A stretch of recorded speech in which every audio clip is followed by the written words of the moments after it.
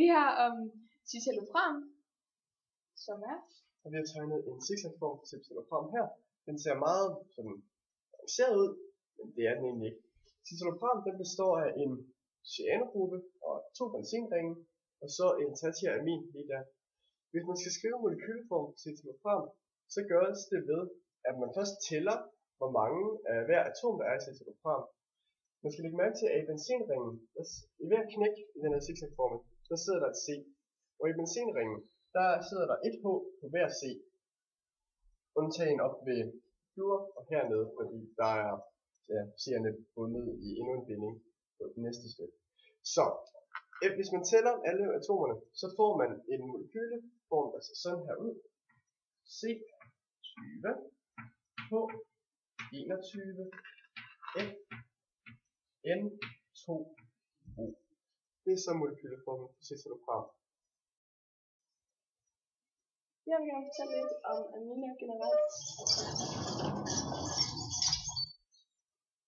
Vi har nogle forskellige former for aminer. Først så har vi den primære amin, hvor vores nitrogenatom kun er bundet til et C-atom. Så har vi vores sekundære, hvor det er bundet til 2. Vores tertiære, hvor det er bundet til 3. Og så har vi vores kvartinære amin, som er bundet til 4. Det her det er ikke rigtigt amin, fordi den ikke har baseegenskaber ligesom de andre.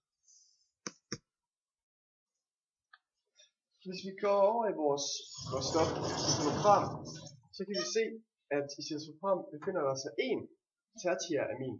Den tertiæramin har et frit elektronpar og kan derfor agere base ved at optage en hydron. Derfor er citalopram en base. Man kan tro, at citalopram skulle være noget andet end base, fordi den også har et nitrogenatom hernede. Men det nitrogenatom befinder sig i det, der hedder en cyanogruppe, og den er pH-mæssigt neutral.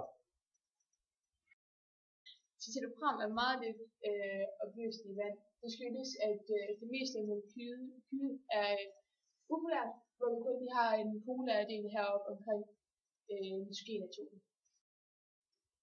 Ja, jeg vil lige fortælle lidt om, hvad det så kan bruges til. Citalopram findes ikke i naturen. Det blev udviklet af firmaet H. Lundbeck under navnet Cipramil. Citalopram det anvendes så til behandling af depressioner og forskellige angstsygdomme og andre mentale sygdomme.